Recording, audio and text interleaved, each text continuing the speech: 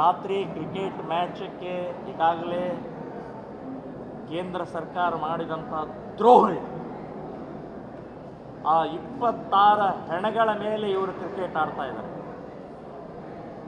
26 ಮನೆಗಳೇನಿನ್ನೂ ಕಣ್ಣೀರು ಆರಿಲ್ಲ. ಕೇಂದ್ರ ಸರ್ಕಾರದ BCC ಮತ್ತು ICC ಅವ್ರಿಗೆ ನಾನು ಹೇಳ್ತಾ ಇದ್ದೀನಿ, ನಾಚಿಕೆ, ಮಾನ, ಮರ್ಯಾದೆ, ಸ್ವಾಭಿಮಾನ, ದೇಶಾಭಿಮಾನ ಬಿಟ್ಟು ನೀವು ಕ್ರಿಕೆಟ್ ಆಡ್ತೀರಿ ಪಾಕಿಸ್ತಾನ ಜೊತೆಗೆ. 78 ವರ್ಷದಲ್ಲಿ ಎಷ್ಟು ರಕ್ತ ಹರಿಸಿದ್ದಾರೆ, ಎಷ್ಟು ಟೆರರಿಸ್ಟ್ಗಳಾಗಿ ಹುಟ್ಟಾಕಿದ್ದಾರೆ, ನಿಮಗೇನು ಕಲ್ಪನೆ ಇದೆ? ಪಹಲ್ಗಾಮ್ದಲ್ಲಿ ಏನಾಯಿತು? ಇನ್ನೂ ಆರಿಲ್ಲ ರೀ ಅವ್ರ ಮನೆಗಳಲ್ಲಿ. 5 ತಿಂಗಳಾಯ್ತು ಅಷ್ಟೇ, 5 ತಿಂಗಳಾಗಿದೆ. ನಾನು ಬೆಂಗಳೂರಲ್ಲಿ ಅವ್ರ ಮನೆಗೆ ಮೊನ್ನೆ ಹೋಗಿದ್ದೆ. ಒಂದು ವಾರದ ಹಿಂದೆ ಮನೆಗೆ ಹೋದರೆ ಅವ್ರ ತಂದೆ ತಾಯಿ ಇನ್ನೂ ಅಳ್ತಾ ಇದ್ದಾರೆ. ಈಗ ಅಂಥ ಕಣ್ಣೀರು ಕಾಣದೆ ನೀವು ಬರೀ ದುಡ್ಡಿಗೋಸ್ಕರ ಆ ಪುಟಕೋಸಿ ಪಾಕಿಸ್ತಾನ ಜೊತೆಗೆ ಆಟ ಆಡ್ತೀರಿ ಅಂತಂದರೆ ಯಾವ ಮಟ್ಟಕ್ಕೆ ಬಂದಿದೆ? ನಾನು ಕ್ರಿಕೆಟ್ ಆಟಗಾರರು ಕೇಳ್ತಾ ಇದ್ದೀನಿ,